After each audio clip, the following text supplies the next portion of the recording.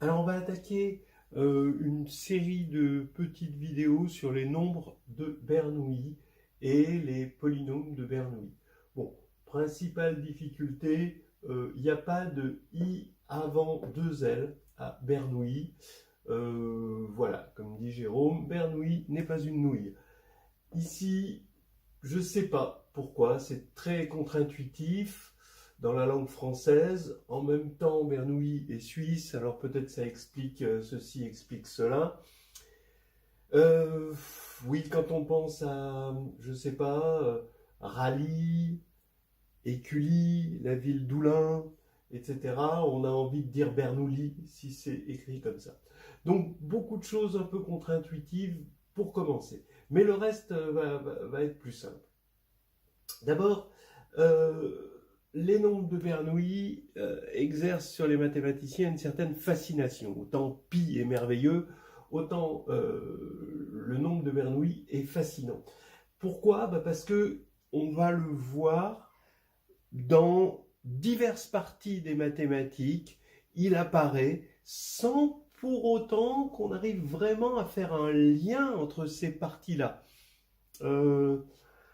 Dans quoi ? Alors, je dirais des sommes de Newton. Bon, les fameuses sommes de Newton. On va retrouver des polynômes de Bernoulli, donc des nombres de Bernoulli. De la combinatoire, donc les nombres de surjection, ce qu'on appelle les nombres de Stirling, c'est-à-dire le nombre de partitions à m parties non vides dans un ensemble à n éléments. Donc on va le retrouver en arithmétique avec la fonction de zeta liée à la théorie de Fourier. Dans les développements limités, comme cotangente hyperbolique, cotangente 1 sur sinus, etc. L'exponentielle, du coup, hein, forcément, mais avec des inversions. En théorie des nombres, alors là après, ça commence à apparaître de façon très mystérieuse. En théorie des nombres, dans l'équation de Fermat pour P régulier, alors il y a eu un problème d'agrégation externe en 2019 qui parle bien de ça, qui parle pas des nombres de Bernoulli dedans, mais en tout cas qui parle bien des nombres premiers réguliers et de l'équation de Fermat. Alors ça apparaît en topologie et en cas-théorie, mais là j'en parlerai pas. Hein. Ça, par contre, je suis trop ignorant sur ce sujet pour pouvoir vraiment en parler. Si quelqu'un peut m'expliquer, je suis ouvert. Et puis aussi en algèbre non commutative, donc par exemple dans les algèbres de Lie, apparaissent les nombres de Bernoulli de façon miraculeuse. Voilà. Alors après, pour introduire les nombres de Bernoulli, c'est un peu plus difficile de les introduire, de dire, bah voilà, on veut faire ceci et donc on va faire cela, donc faire une introduction un peu. Alors je dirais qu'il y a deux façons de les introduire. D'abord, on les introduit c'est bien de les introduire par les polynômes de Bernoulli. En fait, le polynôme de Bernoulli est une déformation du nombre de Bernoulli, et le nombre de Bernoulli est une spécialisation du polynôme en zéro du polynôme de Bernoulli. Mais je dirais que pour les introduire, il y a deux manières, une plutôt algébrique avec les sommes de Newton et une autre plutôt analytique avec la théorie de Fourier. On fera un petit peu les deux, mais je vais commencer peut-être par l'algébrique. Alors quand je dis algébrique, ça veut dire qu'on va être dans les polynômes, mais disons que ça n'utilise pas des grosses structures algébriques. À aucun moment on va utiliser vraiment de l'algèbre dans ce cas-là de très structural. Bon, à part peut-être un petit peu de linéarité. Voilà. Alors pour ce qui est des sommes de Newton, attaquons ça. On est dans l'espace vectoriel des polynômes de degré inférieur ou égal à n sur r. Et puis on regarde l'endomorphisme delta, qui a delta de p donne p de x plus 1 moins p de x. Bah oui, c'est un petit peu normal, étant donné que la somme de Newton, vous connaissez les sommes de Newton, c'est les sommes de k puissance n, pour k égale 0 à m, voilà une somme de Newton. Eh bien, c'est une espèce d'intégrale discrète. Et bien, pour calculer l'intégrale discrète, on a besoin de la dérivée discrète. C'est quelque chose de complètement logique. Et on va introduire des polynômes de Bernoulli tels que delta de Bn, c'est égal à n x n-1. Voilà, avec B0 égale 1. Alors, on va voir tout de suite pourquoi, mais on va déjà faire la remarque que imposer ceci nous donne encore un degré de liberté. C'est une constante, parce que ça, c'est unique au noyau près. Et le noyau de delta, c'est les constantes. D'accord? Donc, on a encore un degré de liberté. Pour l'instant, on le laisse se balader, ce degré de liberté. Alors, qu'est-ce que ça veut dire? Ça veut dire que delta de Bn est égal à n xn-1. Ça veut dire que Bn de x plus 1 moins Bn de x, si on divise par n, alors n, je l'ai supposé strictement positif, c'est égal à x puissance n-1. Ben oui, effectivement, c'est ça qui va nous aider pour les sommes de Newton. Comme ça, quand on va écrire somme de k égale 0 à m de k puissance n, ben bon, je remplace n-1 évidemment là par n, d'accord? Donc x puissance n, c'est Bn plus 1 de x plus 1 moins Bn plus 1 de x sur n plus 1. Et là, quand on va remplacer k puissance n par le membre de gauche ici, équivalent, eh bien, il va y avoir une disparition terme à terme pour ne garder que les extrêmes. Donc 1 sur n plus 1, Bn plus 1 de m plus 1 et moins Bn plus 1 de 0. Voilà donc comment calculer des sommes de Newton avec des polynômes dits de Bernoulli qui vont vérifier ceci. Alors maintenant, on va jouer sur ce degré de liberté qui fait qu'on a un noyau et qu'il y a unicité. On a un noyau qui est de dimension 1 et on a unicité modulo le noyau. Donc on a encore un degré 1 de liberté. Alors là maintenant, remarquons qu'on a une dérivée discrète, mais on a aussi une dérivée. Et quand on va dériver cette égalité, on va obtenir, regardez, ben là, B'N, B'N, bon là sur n, et ici n-1, x puissance n-2. Alors, je vais l'écrire comme ça, B'N sur n de x plus 1, moins B'N sur n de x, sur n-1. Donc là, j'ai supposé que n était strictement supérieur à 1, hein, donc là, n est supérieur à 2, est égal à x puissance n-2. Voilà.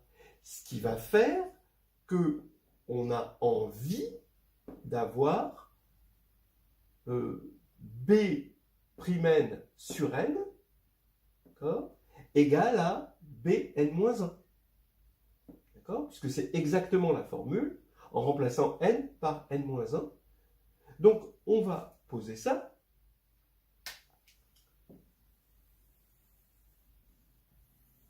B'N de x égale n Bn-1 de x. D'accord? Et qu'est-ce que ça nous fait? Ben oui, mais là maintenant, Bn de 1 moins Bn de 0 sur n. Quand je pose x égale 0 là, ça va nous donner 0. D'accord? 0 puissance n-1. Bon, si n est supérieur à 1, à partir d'un certain n pour l'instant. Mais, d'après cette formule, c'est donc 1 sur n ici, intégrale de 0 à 1 de Bn' de t dt, évidemment. D'accord? Ça, on sait que c'est égal à ça. Et B'N de t, bah, qu'est-ce que c'est? C'est n Bn-1 de t. Donc ici, vous avez cette intégrale. Donc ce que vous voulez, c'est que l'intégrale ici, pour n, alors là c'était pour n supérieur à 2, donc maintenant pour n supérieur à 1, l'intégrale de Bn de t dt soit égale à 0. Voilà, on a fait un petit peu d'analyse synthèse pour voir quels étaient les polynômes idéaux pour les sommes de Newton. Et bien maintenant, on va faire cette définition, la définition suivante. Bn, ça va être le polynôme maintenant, il y a unicité, de Rn de x telle que, alors donc la suite Bn, hein, qui est définie par récurrence par B0 égale 1, pour commencer, B'N égale n Bn moins 1, donc là on a un degré 1 de liberté, et l'intégrale de 0 à 1 de Bn de t dt est égale à 0 pour n strictement supérieur à 0. Voilà déjà une définition. On va commencer à regarder un petit peu ce que ça donne dans la pratique.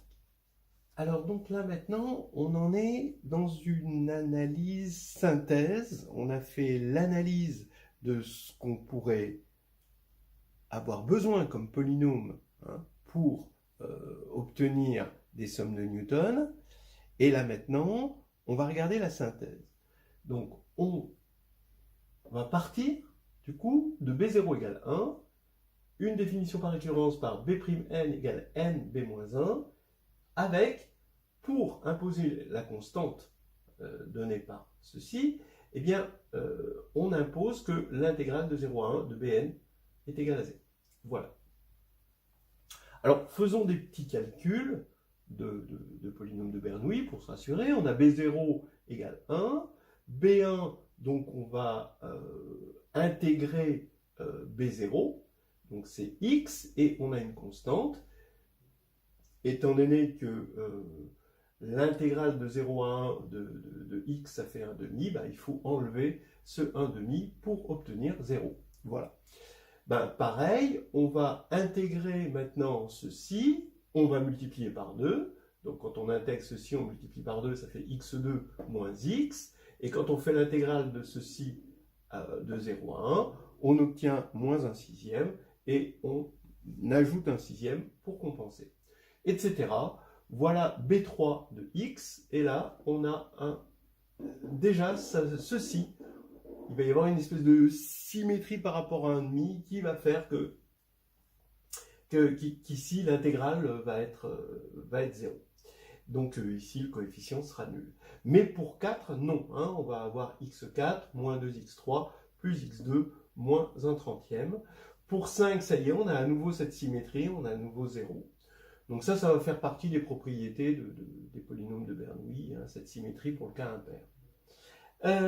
Ou antisymétrie, hein, si on veut. Alors, maintenant, on se rend compte que si je devais regarder Bn, et je pose Bn égale Bn de 0, alors j'aurai 1, ensuite moins 1,5, je regarde juste le terme constant, 1 sixième, ensuite 0, moins 1/30, ensuite 0, après on aurait 1 42e, ensuite 0, donc on a toujours pour Bn, pour n impair, Bn égale 0, et les autres, bon, il semble y avoir une convergence vers 0 avec une alternance de signes. Hein. Bien. Alors, on n'a pas encore montré, hein, on a donné des exemples, hein, donc ça c'est les polynômes de Bernoulli, ils font partie du top 5 des polynômes, hein, avec quoi les polynômes de Hilbert, hein, qui sont importants, les polynômes de Chebyshev de première espèce, polynômes de Chebyshev de seconde espèce aussi, les polynômes de Lagrange, bon voilà, tout ça interpolateur, hein.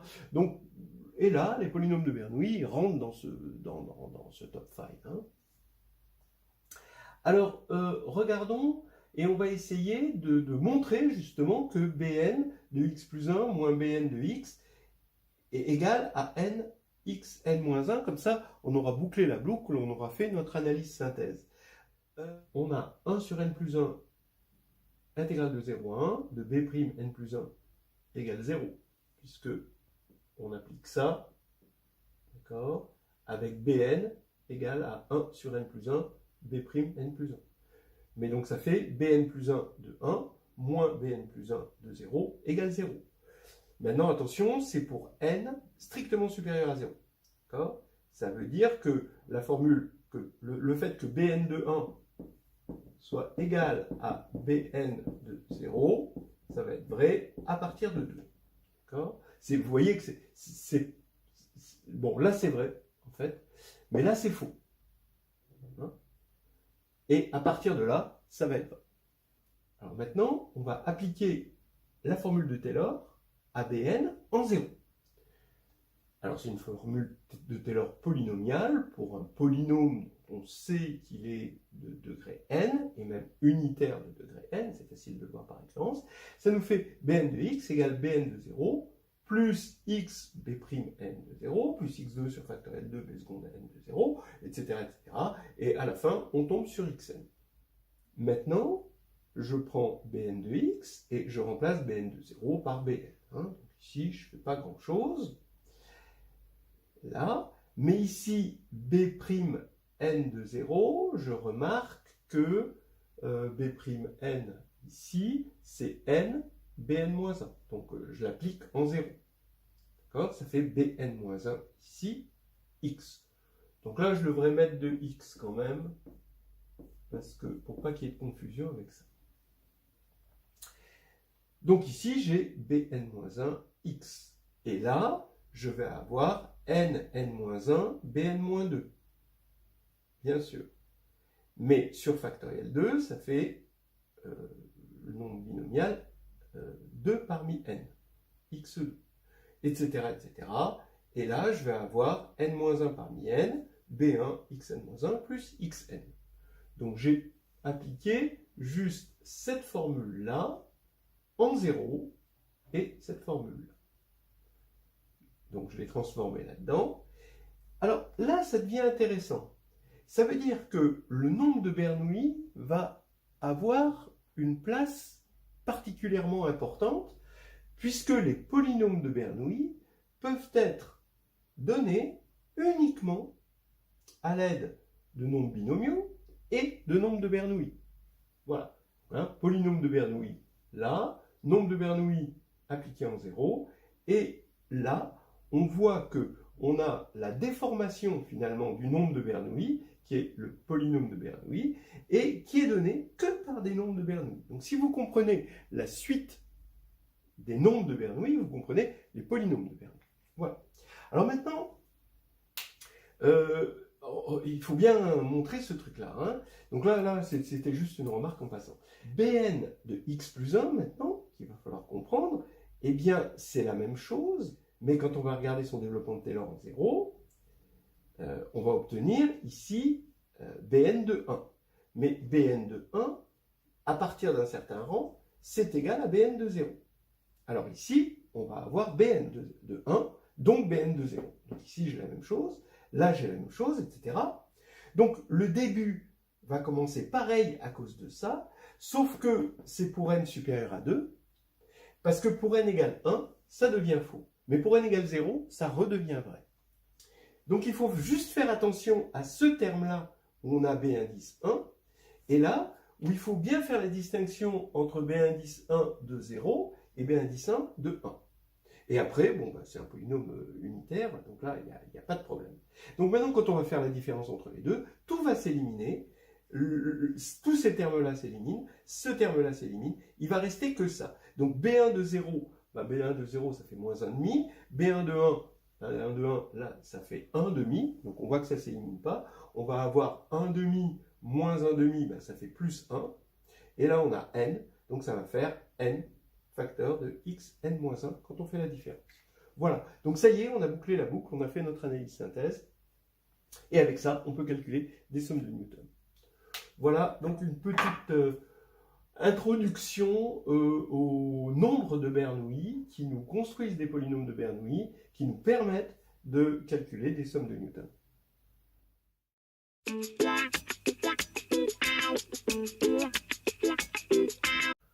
Alors, on va partir maintenant sur une formule concernant les nombres de Bernoulli, une formule explicite. Vraiment, vous voyez, elle est relativement simple sur les nombres de Bernoulli. Et vous avez vu que les nombres de Bernoulli fournissaient, grâce à la formule de Taylor, les polynômes de Bernoulli. D'accord ? Donc, voilà. Donc, on va avoir une formule qui nous les calcule. Alors, on va partir du nombre de surjections d'un ensemble à n éléments vers un ensemble à m éléments, que je vais appeler S indice nm. Alors, bon, je vais supposer cette formule connue, elle est basée sur la formule du crible, vous pouvez la voir dans Carnet de voyage en algébrie, chapitre 4. On a une somme alternée avec k égale 1 à m, ce m là, qui est plus petit que n évidemment, de moins 1 puissance m moins k, k parmi m, k puissance n, le n qui est ici. Voilà. Alors déjà, voilà d'une part ça. Ensuite, il y a les fameux polynômes de Hilbert qui ont eu leur moment de célébrité cette année, en 2021, avec le problème d'agrégation externe. Ces polynômes de Hilbert, ils sont définis par, donc on prend m termes consécutifs à partir de x, et en descendant, on divise par factoriel m. Alors qu'est-ce qu'ils ont de spéciaux ces polynômes de Hilbert pour être aussi célèbres? Delta, c'est-à-dire la dérivée discrète, h de x plus 1 moins h de x, quand on l'applique à hm, ça fait hm moins 1. D'accord? C'est-à-dire que delta va s'écrire comme une réduite de Jordan, si vous voulez, dans la base des hm. H0 égale 1, bien sûr. Et donc, grâce à ça, on va pouvoir écrire somme de k égale 0 à n de hm de k. Et comme hm de k, c'est égal à hm plus 1 de k plus 1 moins hm plus 1 de k, d'après cette formule appliquée à m plus 1, eh bien, on va avoir disparition terme à terme, jusqu'à obtenir hm plus 1 de n plus 1 moins hm plus 1 de 0, mais hm plus 1 de 0, ça fait 0. Donc on a cette jolie formule, là. Okay. Maintenant, les surjections d'un ensemble à n éléments vers un ensemble à m éléments, ça vérifie cette relation de récurrence. Sn plus 1, m plus 1, est égal à m plus 1 SNM plus m plus 1 SN m plus 1. Voilà. Alors bon, c'est assez simple de voir ça.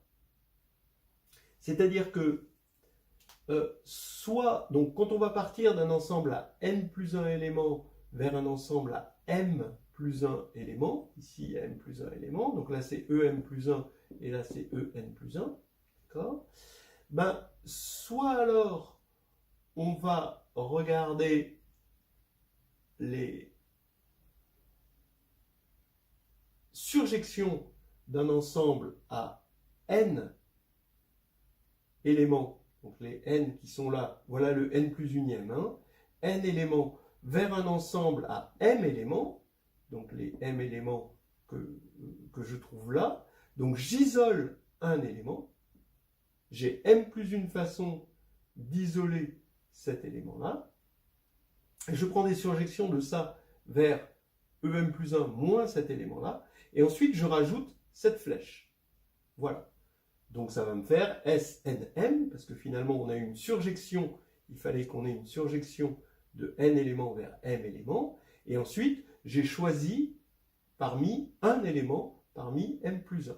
Mais dans ce cas-là, ce n plus unième élément va vers un élément qui est isolé, qui n'est pas l'image d'un autre élément. Ou alors on peut partir d'une surjection d'un ensemble à n éléments vers un ensemble à m plus un élément, et lui va s'intégrer dans un élément qui est déjà image, alors que lui n'était pas image, puisqu'il avait été enlevé.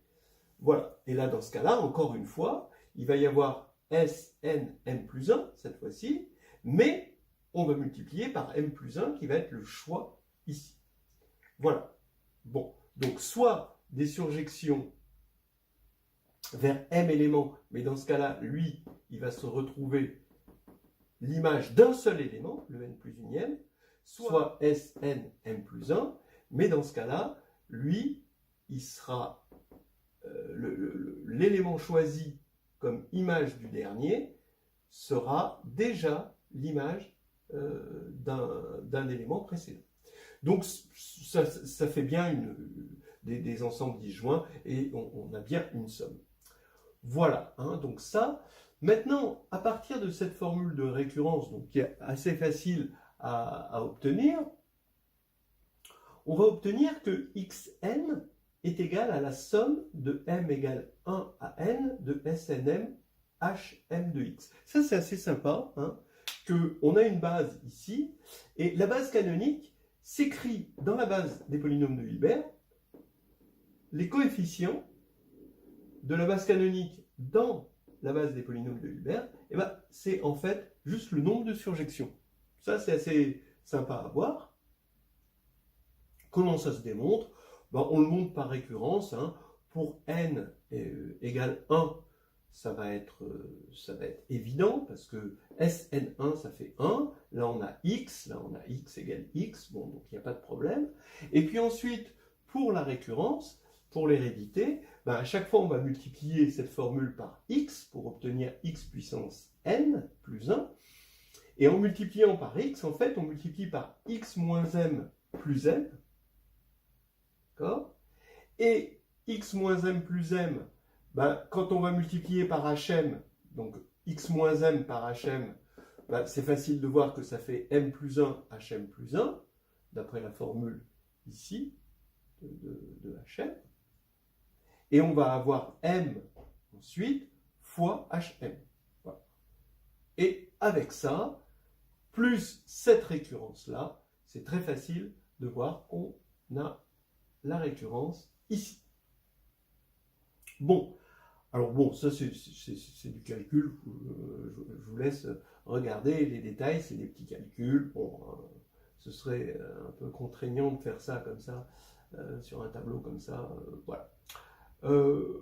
Maintenant, reprenons les polynômes de Bernoulli.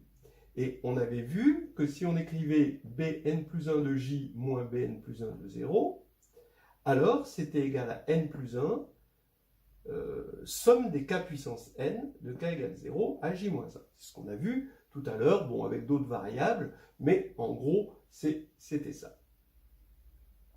Mais maintenant, k puissance n, si j'évalue x en k, je vais avoir un n plus 1, somme de, et puis je remplace k puissance n par cette somme-là évaluée en k. Ce que j'obtiens ici. Alors là, vous remarquerez que j'ai fait une commutation des sommes pour pouvoir sortir le SNM ici.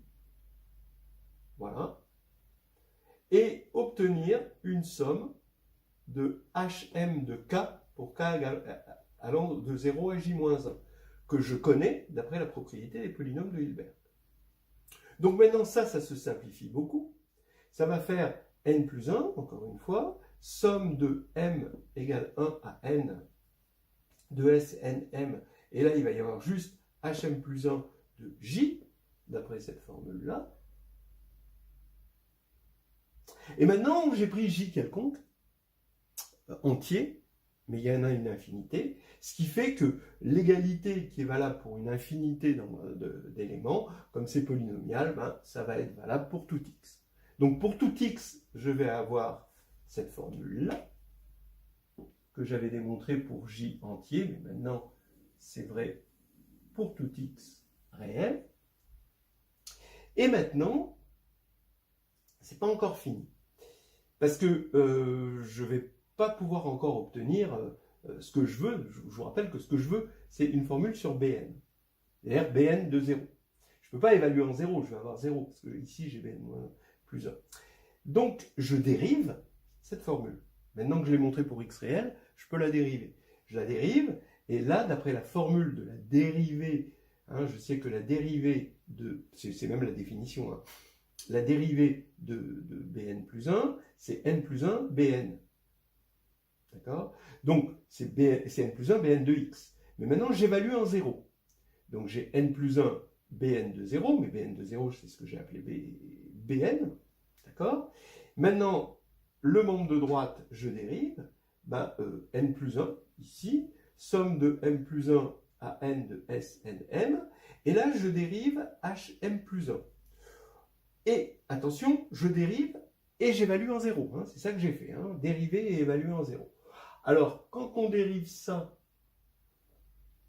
alors attention, c'est pour m plus 1, hein, et qu'on évalue en 0, vous voyez d'après la dérivée d'un produit, hein, qu'il va y avoir des tas de termes qui vont s'annuler en 0, mais il va y avoir un terme qui ne va pas s'annuler en 0, ici, on va évaluer ça en 0, on va avoir un moins 1 puissance, comme on a m plus 1 ici, d'accord, ici, bon, je le mets 1, m plus 1 ici, et ici moins 1m.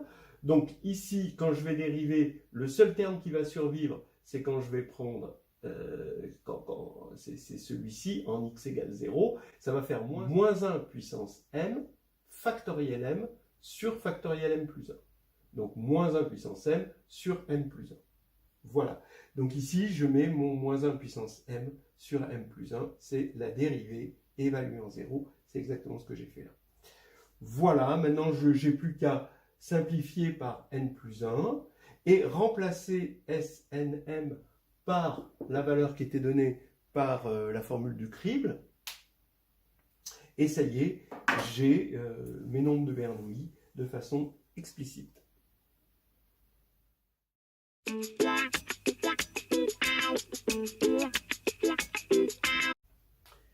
Alors, les nombres de Bernoulli et la fonction zeta. Alors, la fonction de zeta de Riemann, quand même, elle est importante en arithmétique, puisque, bon, selon l'hypothèse de Riemann, elle est liée à la répartition des nombres premiers. Et on voit un lien entre la fonction zeta de Riemann ici et les nombres de Bernoulli ici, mais sur les entiers positifs pairs. Alors, je rappelle que zeta de S, c'est défini par la somme pour n supérieur ou égal à 1 de 1 sur n puissance S, qui va converger hein, dès que S est supérieur ou égal à 2. Bon, je vous rappelle que cette hypothèse de Riemann, c'est qu'on prolonge zeta voilà, de façon méromorphe sur C, et puis ensuite, on voudrait que les zéros de la fonction de zeta soient sur l'ensemble des x de partie réelle 1,5. C'est ça l'hypothèse de Riemann. Bien. Et qui nous ouvre tout un monde sur la répartition des nombres premiers. Alors, maintenant, on voit donc ce lien, et c'est ça que l'on va montrer. Entre parenthèses, vous avez vu, ça c'est toujours positif, évidemment, par définition. Donc l'alternance de signes, ici, de B2K, que l'on avait déjà remarqué avec ce 1 sixième, ensuite moins 1 trentième, ensuite plus 1 42e, c'est en train de se confirmer ici. Qu'est-ce qu'on pourrait dire? Oui, regardez, pour k égale 1, zeta de 2, donc la somme des 1 sur n carré, je sais pas, tous les gens qui ont fait une maths sup, maths spé, ou qui ont fait une licence, l'ont rencontré, c'est pi 2 sur 6. Et donc, on peut voir que ça, c'est en lien avec le fait que B2, qu'on a calculé tout à l'heure, était égal à 1 sixième. C'est-à-dire qu'on va tomber sur pi 2, ici, sur 6, puis là, il va y avoir élimination, et là, il va y avoir 1. Voilà, donc le 1 sixième est là, et on va avoir tous les autres dans la foulée, comme on veut. On a une formule pour B2K, hein, on l'avait calculé. Donc on a quelque chose d'assez explicite pour zeta de 2K, très très calculable. Alors que, a priori, vous voyez, c'est une série. Hein, bon. Donc ça, c'est quand même un résultat assez joli. Alors comment on va démontrer ça? J'ai dit qu'on pouvait même introduire les polynômes de Bernoulli avec ça. Vous verrez après pourquoi. Mais là, regardez, hein, on va poser fn de t pour n supérieur à 2, f indice n de t, de la variable réelle t, c'est bn de t, le polynôme bn évaluant t, sur factoriel n. Et on va la regarder comme, fn de t est égal à bn de t sur factoriel n, pour t compris entre 0 et 1. Et ensuite, on prolonge par la périodicité 1. Donc c'est période 1. Alors, maintenant, comme Bn de 1 est égal à Bn de 0 pour n supérieur à 2, comme on l'a vu précédemment, ben ça veut dire que notre fonction, la fonction qu'on va construire, va être périodique. Voilà. Maintenant, si on... Bon, et puis elle est C1 par morceau. Donc ça va nous permettre d'appliquer le théorème de Dirichlet. Alors, maintenant, on calcule la dérivée de Fn, F'N de t. La dérivée de Bn, on sait que c'est n Bn-1. Donc ici, le n se simplifie et ça va donner factoriel n-1. Et on va obtenir Bn-1 de t sur factoriel n-1, ce qui nous donne Fn-1 de t. Voilà, tout est prêt pour faire un petit calcul de Fourier. C0 de Fn, c'est le coefficient, donc c'est l'intégrale de Fn de t dt entre 0 et 1, divisé par la période, c'est-à-dire 1. Donc à chaque fois, les 1 sur grand T, on ne les verra pas parce que la période c'est 1. Et ici, on aura 1 sur factoriel n, intégrale de Bn de t dt, mais comme n est supérieur à 2, on sait que cette intégrale est nulle. Même pour être supérieur à 1, mais bon, c'est pas grave. Donc ici, ça fait 0. Très bien. Donc déjà, c'est bien parti. Ensuite, Cp de Fn, en général, c'est l'intégrale de 0 à 1 de Fn de t exponentielle de moins 2 ip. Alors P, c'est un entier. P, c'est un entier quelconque. Voilà. On va prendre un entier positif. Voilà. Et non nul. Voilà. Donc ici, exponentielle de moins 2i p pi t dt. Et voilà, ceux qui ont juste un petit peu bricolé du Fourier un jour dans leur vie, ils savent que Fourier, c'est un théorème de Dirichlet plus l'intégration par partie pour les calculs pratiques. Et l'intégration par partie, ici on va avoir Fn de t, et quand on intègre ça, c'est exponentielle de moins 2i pi pt sur moins 2i p pi, d'accord, entre 0 et 1, et plus, on va maintenant, donc moins en fait, plus 1 sur 2i p pi, intégrale de 0 à 1. Quand on dérive ici, on va avoir Fn-1 de t, et on retrouve le exponentiel de moins 2i p pi t dt. Voilà. Et là, c'est là où je dis qu'on peut introduire carrément les polynômes de Bernoulli avec ça. Vous voyez qu'encore une fois, on va utiliser le fait que Fn de 1 est égal à Fn de 0, parce que Bn de 1 est égal à Bn de 0. Ça, c'est important. Et on va obtenir ici élimination du terme intégré. Et ça, c'est important. C'est-à-dire que les polynômes de Bernoulli, ils assurent quelque chose, c'est qu'ils assurent par récurrence une élimination du terme intégré dans le calcul des coefficients de Fourier. Et ça, c'est quelque chose de presque caractérisant. Donc ici, ça s'élimine, ce qui fait qu'on a une magnifique récurrence, 1 sur 2i p pi, et cette intégrale, c'est Cp de Fn-1. D'accord ? Ce qui veut dire que, maintenant, par récurrence, ce sera 1 sur 2i p pi puissance n-1, Cp de F1. Parce que comme n est supérieur à 2, je ne peux pas aller jusqu'à F0. Je vais jusqu'à F1, ici, pour n-1 égale 1. Et maintenant, je dis que c'est moins 1, donc là, que ce soit lisible, moins 1 sur 2i p pi, le tout puissance n, parce que Cp de F1, on peut le calculer à part, c'est pas difficile de voir que c'est égal à moins 1 sur 2i p pi. Pourquoi ? Pareil, on a, par définition, c'est égal à ça. Alors attendez, oui, pour F1, parce que F1, c'est x moins 1,5, ça on l'a vu. Ensuite, quand on va développer ici sur t et sur moins 1,5, quand on multiplie par moins 1,5, l'intégrale, elle est nulle. Donc il n'y a plus qu'à regarder t fois ça. Et ça se fait par partie. Et là, c'est le terme intégré qui va être non nul, parce que le terme intégral, lui, est nul, puisqu'on a dérivé t, donc on tombe sur cette fonction périodique de période 1. Donc on va avoir ça, et là c'est facile de voir que ça fait 0 en 0 et 1 sur moins 2i p pi ici. Donc on va avoir ceci. Maintenant il n'y a plus qu'à appliquer sur cette fonction continue, c'est 1 par morceau, c'est bien de rappeler les hypothèses de Dirichlet, et on va appliquer en 0, parce que la continuité là est importante. Il faut que ce soit continu en 0 pour pouvoir appliquer Dirichlet. Et maintenant, on va avoir f de k. Alors, je l'applique pour 2k. Et j'applique f de k en 0. Donc, je vais regarder somme pour p dans z de cp de f de k exponentielle de moins 2i p pi. Mais comme t égale à 0, ici, je mets 0. Alors, attention, j'ai calculé cp pour p dans positif, pour P négatif, il va y avoir une symétrie, hein, donc ça c'est pas difficile à voir.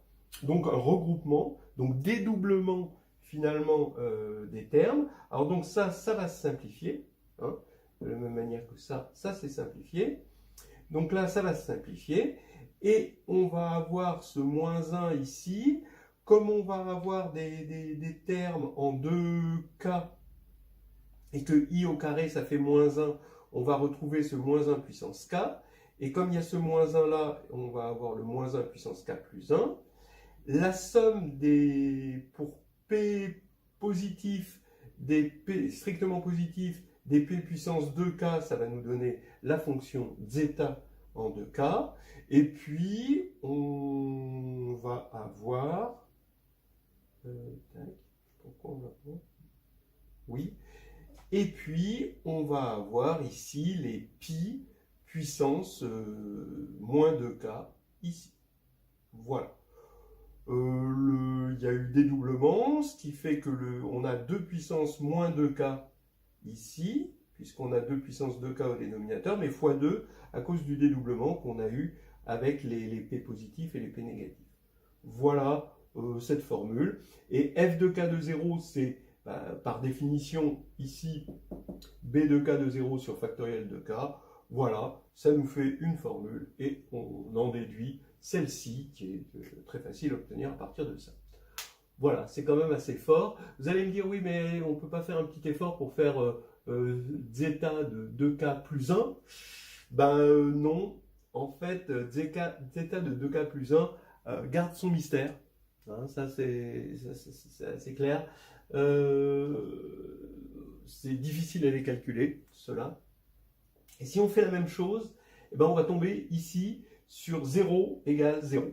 Voilà, donc c'est débrouillez-vous. Et parce que ici, on aura 0, là. Mais ici, on aura peut-être zeta de 2k plus 1, mais fois 0. Et donc, ça fait 0 à cause d'une élimination entre les termes pairs et des termes positifs et des termes négatifs. Voilà donc l'histoire, hein, et le lien entre Bernoulli et la fonction zeta.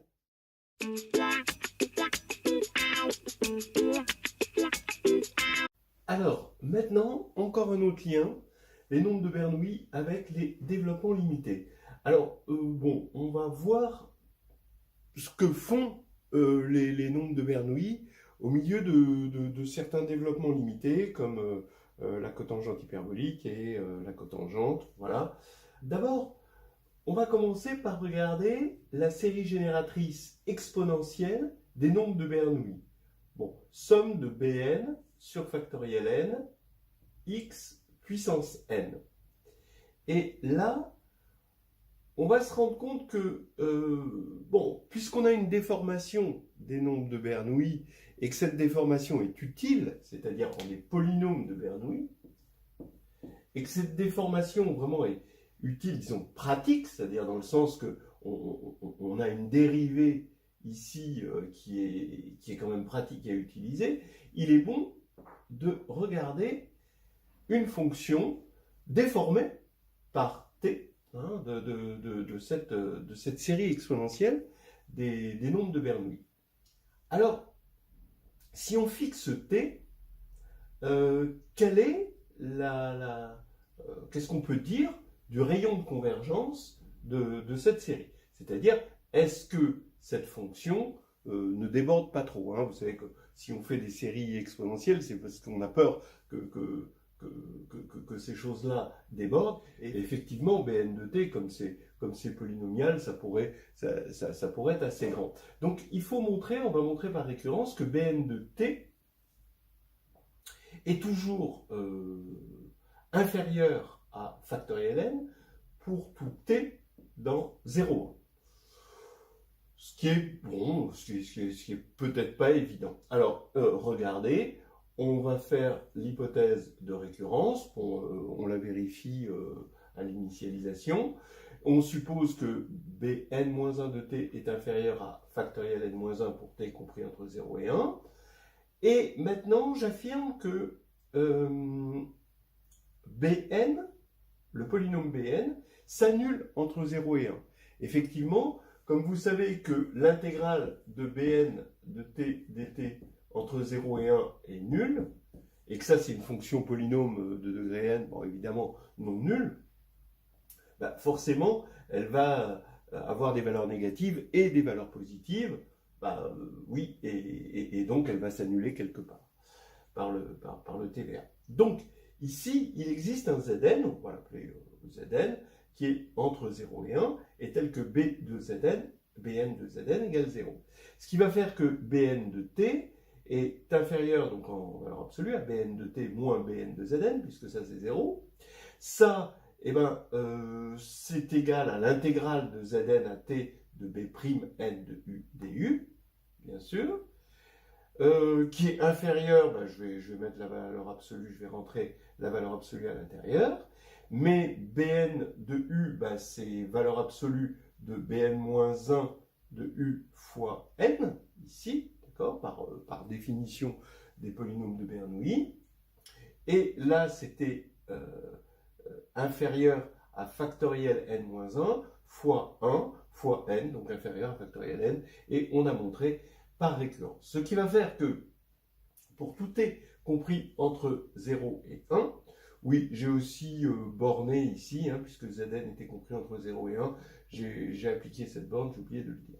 Alors, maintenant, ça veut dire qu'il va y avoir... Alors bien sûr, hein, on pourrait regarder un rayon pour chaque t. Maintenant, je vais regarder un rayon de convergence indépendant de t, à condition que t soit compris entre 0 et 1. Et là, j'ai entre 0 et 1 un rayon de convergence supérieur à 1. Donc, je peux, sur 0, 1, croix moins r, r, hein, considérer cette fonction-là, qui maintenant, bon, on va voir facilement qu'elle est dérivable. En effet, si je regarde, alors je vais montrer qu'elle est dérivable par rapport à la variable t, et qu'on peut dériver sous le signe somme. Donc je regarde la série dérivée, hein, par rapport à la variable t, et ici c'est B'N de t sur factoriel n, donc Bn-1 de t sur factoriel n-1. Là c'était pour n supérieur à 0, bon ben là ça va être pour n supérieur à 1, parce que le terme de degré 0 il s'est éliminé.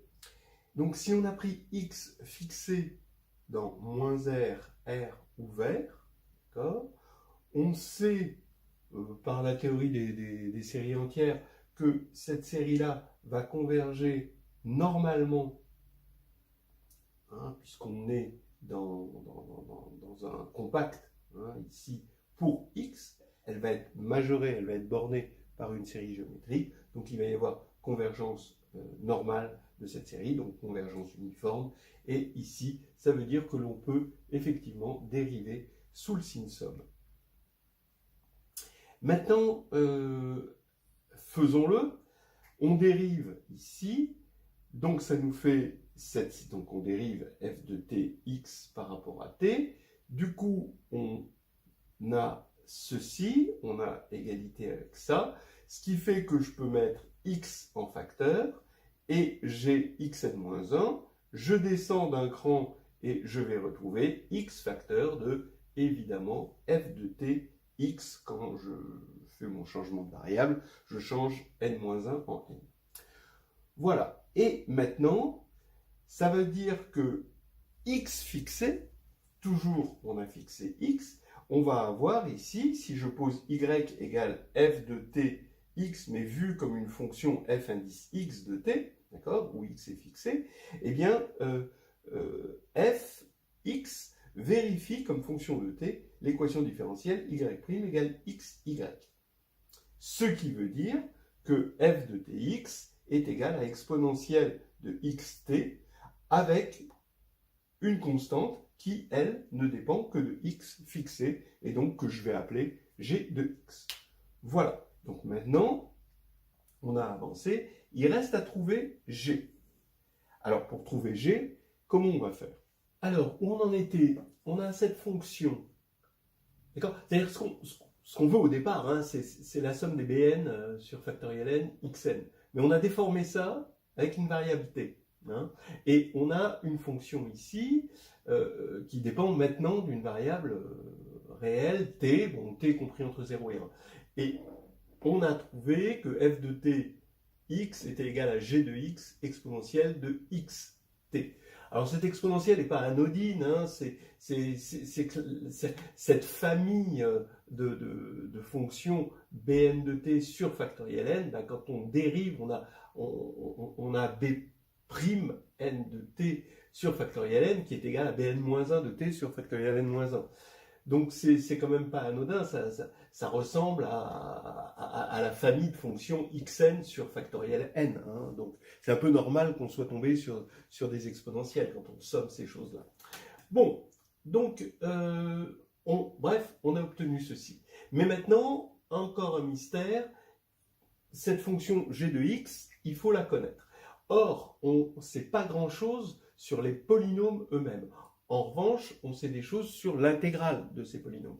Donc, l'intégrale de 0 à 1, on peut intégrer, et ici, c'est pas difficile de voir que c'est intégrable sous le signe somme, parce que cette somme, on a vu que ça convergeait hein, de façon normale. Donc ça c'est inférieur à 1, donc au moins pour x strictement inférieur à 1, ça converge normalement. Donc, on intègre, on fait l'intégrale de 0 à 1 de f de t de x, attention, c'est dt, et donc on peut faire passer l'intégrale sous le signe somme, et ça fait la somme, pour n supérieur à 0, de ces intégrales-là, pour xn. Mais ces intégrales sont toutes nulles, sauf, par construction, hein, sauf pour n égale 0, donc tout va s'annuler, il va rester que le terme en 0, c'est-à-dire x puissance 0 sur factoriel 0, et l'intégrale de 1 dt de 0 à 1, donc ça fait 1. Donc on a cette intégrale. Alors ça c'est le d'une part. Le d'autre part maintenant, c'est que cette intégrale, c'est l'intégrale de g de x exponentielle de xt dt, et on peut sortir de g de x de là. Donc ça nous fait g de x, et l'intégrale de 0 à 1 de exponentielle de xt dt, l'intégrale c'est, bon, on va supposer que x est non nul, là ça fait 1 sur x exponentielle de xt entre 1 et 0, donc ça va faire exponentielle de x moins exponentielle de 0, donc 1, mais sur x. Maintenant si x est nul, on voit qu'on peut prolonger ça par continuité et obtenir 1. Bon. Donc bref, on compare les deux résultats et ça va nous faire que g de x est égal à x sur exponentielle de x moins 1. Voilà. Et donc, f de tx est égal à x sur exponentielle de x moins 1 exponentielle de xt. D'après ceci. Voilà. Ça, c'est quelque chose quand même d'assez sympathique que... oui, en analyse, ça fait partie des plaisirs de l'analyse, vous voyez. On veut ça, hein, on déforme ça, la déformation nous permet d'avoir des équations différentielles, et puis après, on respécialise t en 0, ce qui va faire que ce qu'on voulait au départ, la somme de bn sur factoriel n, x puissance n, c'est ça en t égale 0, et ça fait x sur exponentielle de x moins 1. Donc ça, c'est quand même un petit plaisir qu'on n'a pas en algèbre, hein, cette déformation infinitésimale qui est féconde. Alors, on pourrait réfléchir ici, bon, on a pris x strictement inférieur à 1, on est sûr que ça marche, mais on voit bien que le maximum du rayon de convergence, si on devait prendre x complexe, hein, ce serait sur le rayon de pi, d'accord? Parce qu'en i de pi, il y a un problème. Vous allez me dire, en 0 aussi, il y a un problème. Non, mais en 0, il n'y a pas de problème, parce qu'il y a le x ici qui se simplifie, hein, et donc qui va faire que c'est une fausse singularité qu'on a ici. Donc là, on voit qu'on ne pourra pas dépasser le rayon de pi. Et effectivement, si on va un peu plus loin, on tombe sur un rayon de convergence qui est effectivement égal à 2pi, mais on n'ira pas à ce stade-là. On va rester avec x strictement inférieur à 1. Bon, alors maintenant, regardons ça. Et cette exponentielle de x moins 1, ben, si on met un facteur exponentiel de x sur 2, on voit une symétrie qui apparaît, qui est celle qu'on retrouve dans le sinus hyperbolique. Et donc on va introduire la cotangente hyperbolique de x sur 2, qui est égale à exponentielle de x sur 2, plus exponentielle de moins x sur 2, sur exponentielle de x sur 2, moins exponentielle de moins x sur 2, puisque c'est le cosinus hyperbolique sur le sinus hyperbolique, et on a simplifié par 2. Bon, alors maintenant, ben, si on enlève exponentielle de moins x sur 2 et qu'on rajoute 2 exponentielle de moins x sur 2, eh ben, on voit facilement que ça va nous donner 1 plus 2 sur exponentielle de x moins 1. Voilà. Et donc maintenant, ça veut dire que si on multiplie par x sur 2, ceci, des deux côtés, on va avoir x sur 2, et là, le x sur 2 va nous donner ben, ceci, et ceci, c'est exactement la valeur dont je vous ai parlé, f de 0t, f de 0x, voilà, pour t égale 0.